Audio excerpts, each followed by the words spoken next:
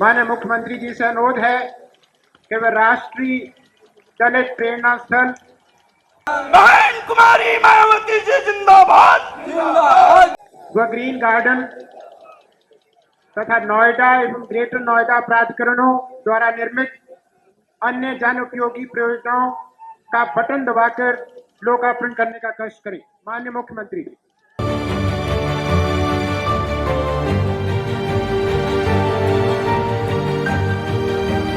साथियों, जय भीम, जय भारत, जय संविधान। ये मैं आपको अब जो बात रखने वाला हूं, हमारे कुछ साथी फेसबुक पर लाइव भी देख रहे हैं, उनको ये बता देना चाहता हूं। बहुत सारे लोगों की मानसिकता हमारे चैनल के खिलाफ, मेरे बहुजन दस्तक न्यूज और कॉन्स्टिट्यूशन चैनल के खिलाफ एक मानसिकता मैं देख रहा हूं। कभी मुझे बहुजन समाज पार्टी के कार्यकर्ता, उनके पदाधिकारी, उनके कोऑर्डिनेटर टारगेट करते हैं, वो बड़ा अफसोसजनक है। या कभी मुझे भीम आर्मी, आजाद समाज पार्टी, चंद्रशेखर रावण के कार्यकर्ता और उनके पदाधिकारी मुझे टारगेट करते हैं, मुझे बहुत भद्दे भद्दे कमेंट करते हैं। तो मैं ऐसे कमेंट की ये बता दूं परवाह नहीं करता हूं, क्योंकि जहां मुझे गलत लगेगा, जो मेरे बहुजन समाज के खिलाफ काम कोई भी संगठन करेगा, तो मैं खाली मायावती या चंद्रशेखर या आजाद समाज पार्टी का बंधा हुआ व्यक्ति नहीं हूं। जहां मुझे लगेगा कि ये मायावती के स्टेप से समाज को नुकसान होता है, तो मैं बोलूंगा। और या चंद्रशेखर के या आजाद समाज पार्टी के किसी भी परसेप्शन से, किसी भी उनके काम से नुकसान होगा समाज का, तो मैं बोलूंगा और बोलता रहूंगा। और रही बात, तो मैं आपको एक वीडियो अपनी के साथ मैं अटैच कर रहा हूं, उसको आप जरूर देख लें। वो गौतम रत्ना ने, जब मायावती बहन जी ने दलित प्रेरणा स्थल नोएडा का नाम और नोएडा का जो पार्क और जहां हमारे महापुरुषों को स्थापित किया था, उनकी मूर्तियों को, वो फिल्म, वो पूरा शूटिंग, वो मैंने अपने खर्चे पे किया। मायावती या किसी पैसे पाके पैसे के खर्चे पे नहीं किया। मैं अपना पैसा, अपनी मेहनत का पैसा इस समाज के लिए लगा करके, अगर कोई समाज के एक्टिविस्ट या समाज के संगठन अच्छा काम करते हैं, तो मैं उनको जरूर पॉजिटिव दिखाने की कोशिश करता हूँ। इससे पहले जब चंद्रशेखर ने गर्व से कहो चमार का नारा दिया, तो हमने उनके खिलाफ बहुत लिखा। लेकिन जब से अब वो पार्लियामेंट में गए और उन्होंने पार्लियामेंट में जिस तरह से पहले दिन ही शपथ लेने से पहले नमो बुद्धाय, जय भीम से, जय संविधान से शुरू करके शपथ ली, और जिस तरीके से जब जब उनको पार्लियामेंट में मौका मिला, तो बहुजन समाज की आवाज को, बहुजन समाज के मुद्दों को बड़ा मजबूती से उठाने का काम किया है। तो ऑब्वियसली वो अभी मेरे हिसाब से तारीफ के लायक हैं। और रही बात मायावती जी की, तो ईडब्ल्यूएस जैसे मुद्दे पर उनका समर्थन बहुजन समाज के खिलाफ था, संविधान के खिलाफ था। ये उनकी क्या मजबूरी रही होगी, वो जाने। और जितने भी उनके स्टेटमेंट हैं मोदी सरकार बनने के बाद, वो किस दबाव में उनका फेवर करती हैं, उनको सपोर्ट करती हैं, मैं नहीं जानता, ये तो वही बता सकती हैं। लेकिन जहां मुझे लगेगा कि वो बहुजन समाज के खिलाफ काम कर रही हैं, भले ही वो उन्होंने पहले बहुत अच्छे काम किए हैं, हम उनकी तारीफ भी करते हैं।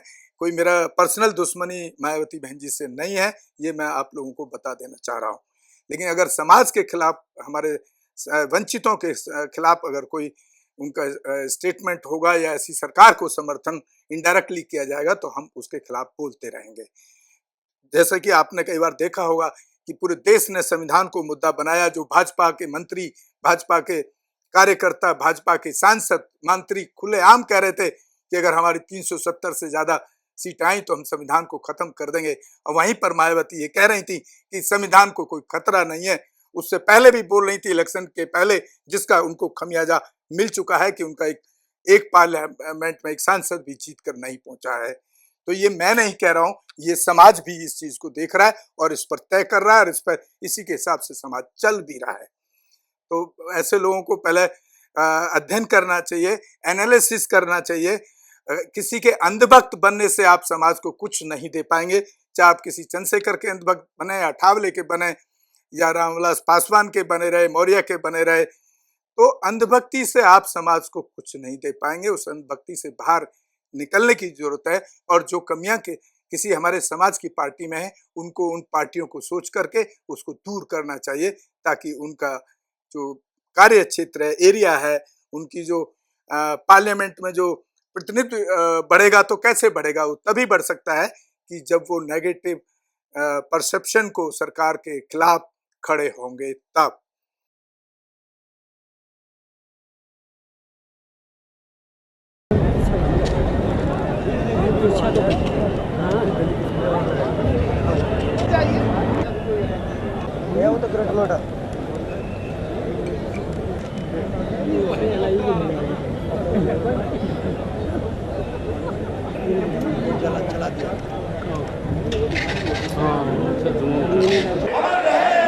काशीराम साहब रहे, काशीराम साहब का मिशन अधूरा, काशीराम साहब का मिशन अधूरा, काशीराम साहब की नहीं कराई,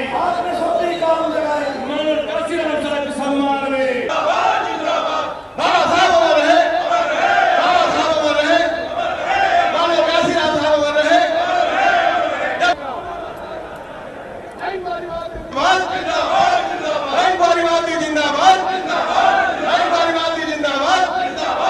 आप संघर्ष करो, बहन आप संघर्ष करो, बहन आप संघर्ष करो। आज की मुख्य अतिथि माननीय मुख्यमंत्री जी पधार चुकी हैं। मैं मुख्य सचिव उत्तर प्रदेश और अन्य वरिष्ठ अधिकारियों से अनुरोध करूंगा कि माननीय मुख्यमंत्री जी का पुष्प गुच्छ बुके देकर स्वागत करें।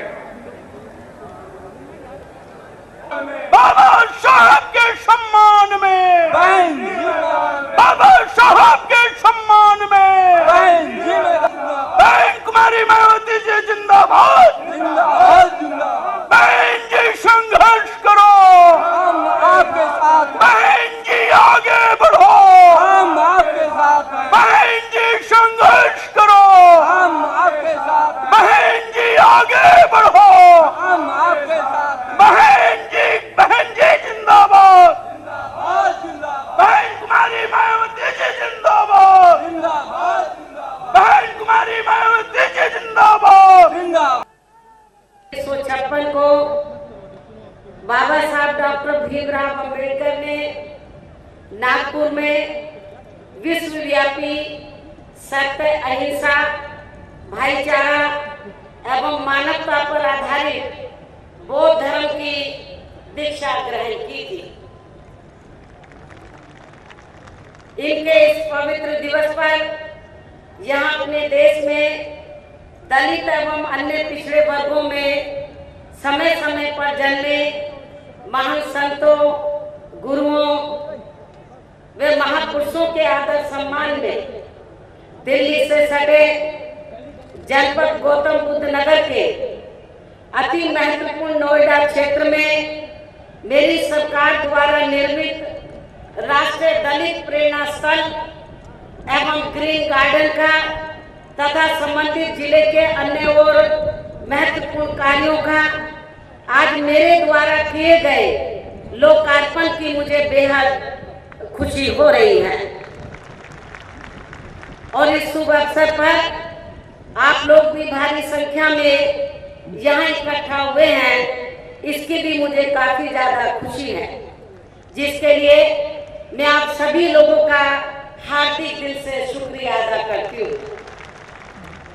साथ ही आज इस मौके पर सबसे पहले मेरा यही कहना है कि अपने देश में दलित एवं अन्य पिछड़े वर्गों से संबंधित महान संतों, गुरुओं व महापुरुषों द्वारा खास तौर से दलितों, अन्य पिछड़े वर्गों व धार्मिक अल्पसंख्यकों के उत्थान के लिए किए गए अथक प्रयासों एवं इनकी प्रेरणा का ही ये नतीजा है कि मैं आबादी के हिसाब से देश के सबसे बड़े प्रदेश उत्तर प्रदेश की यहाँ 4 बार मुख्यमंत्री बनी। और वैसे भी आप सभी ये जानते हैं कि मेरी सरकार ने अपने 4 बार के शासनकाल में यहाँ गैर बराबरी वाली सामाजिक व्यवस्था को बदलने व समता मूलक समाज व्यवस्था की सही स्थापना के लिए अपना संपूर्ण जीवन समर्पित कर देने वाले महान संतों, गुरुओं व महापुरुषों में भी खास तौर से महात्मा ज्योतिराव फूले, छत्रपति शाहू जी महाराज, श्री नारायण गुरु, बाबा साहब डॉक्टर भीमराव अंबेडकर एवं मान्यवर श्री कांशीराम जी आदि को विभिन्न रूपों में पूरा आदर सम्मान दिया है। जिनकी जातिवादी मानसिकता में जकड़ी अन्य दलों की पूर्ववर्ती सरकारों ने सदैव उपेक्षा की है, अर्थात इन महान हस्तियों की अभूतपूर्व त्याग तपस्या को देश में पहली बार उत्तर प्रदेश की बीएसपी सरकार ने विभिन्न स्तर पर पूरा आदर सम्मान दिया है, जो आगे चलकर निश्चित ही इतिहास के पन्नों में स्वर्ण अक्षरों में अंकित किया जाएगा। इसके साथ ही अब आप लोग मुझसे यहाँ नोएडा में निर्मित किए गए पश्चिमी उत्तर प्रदेश की दूरी लखनऊ से काफी ज्यादा है। इन्हीं सब मुख्य कारणों की वजह से ही हमारी सरकार द्वारा जिला गौतम बुद्ध नगर में एक और भव्य स्थल व ग्रीन गार्डन आदि निर्मित किया गया है। इसके साथ ही यहाँ मैं आप लोगों को ये भी बताना चाहती हूँ कि दिल्ली देश की राजधानी होने के साथ साथ अब ये अलग से स्टेट भी बन गया है, जिसमें से यमुना नदी भी होकर गुजरती है। और साथ ही आप लोगों को ये भी मालूम है कि दिल्ली में इसी यमुना नदी के पश्चिमी तट पर कई ऐतिहासिक इमारतें व हजारों एकड़ की कीमती जमीन पर नेहरू व गांधी परिवार से जुड़े स्मारक आदि भी बने हुए हैं।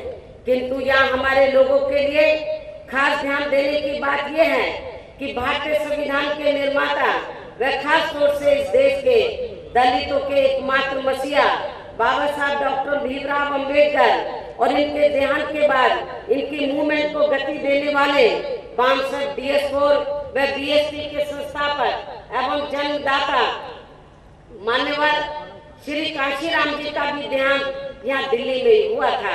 लेकिन देश में दलितों के प्रति शुरू से ही जातिगत द्वेष व हीन भावना रखने वाली कांग्रेस पार्टी की केंद्रीय सरकार ने इस हजारों एकड़ की जमीन के कुछ हिस्से पर इन दोनों महापुरुषों के आदर सम्मान में इनके स्मारक व संग्रहालय आदि बनवाना उचित नहीं समझा, जिसको लेकर पूरे देश में इनको मानने वाले लोग काफी ज्यादा दुखी थे।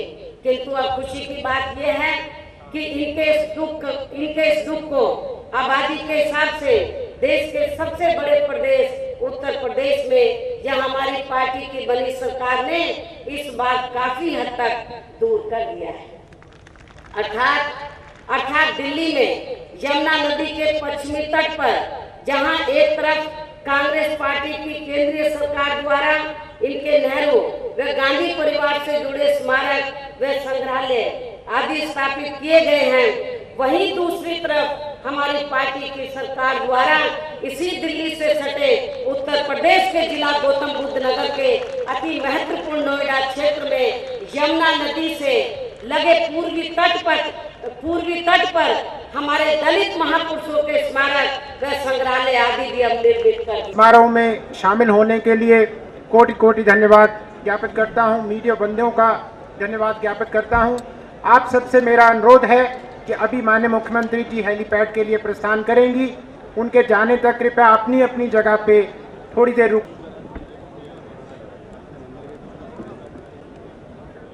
तो साथियों, मैं इसी के साथ आपसे विदा लेता हूं और हमारे चैनल को आप ज़्यादा से ज़्यादा देखते रहें, सब्सक्राइब करें, शेयर करें, और कोई भी एट्रोसिटीज़ का मामला हो, हमारे समाज पर अत्याचार का, तो हमारे फ़ोन करके हमको ज़रूर बताएं, उस परिवार का नंबर भेजें ताकि हम उसमें उनको न्याय दिलाने की कोशिश कर सकें।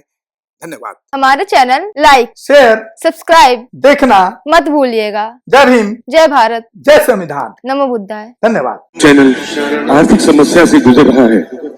अगर आप बहुजन समाज में बाबा साहेब अम्बेडकर और तथागत बुद्ध की विचारधारा को अधिक से अधिक लोगों तक पहुंचाना चाहते हैं तो हमें आर्थिक सहयोग प्रदान करें, ताकि हम अपने चैनल के माध्यम से देश विदेश में समता, बंधुता, एकता और संवैधानिक अधिकारों को ज्यादा से ज्यादा लोगों तक पहुंचा सकें। आप अपनी सहायता राशि नीचे लिखे खाते में जमा करा सकते हैं।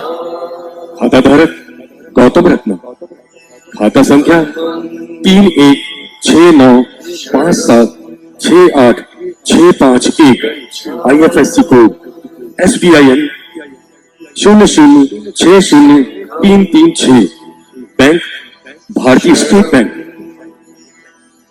आप हमारे बैंक खाते का विवरण स्क्रीन पर भी देख सकते हैं।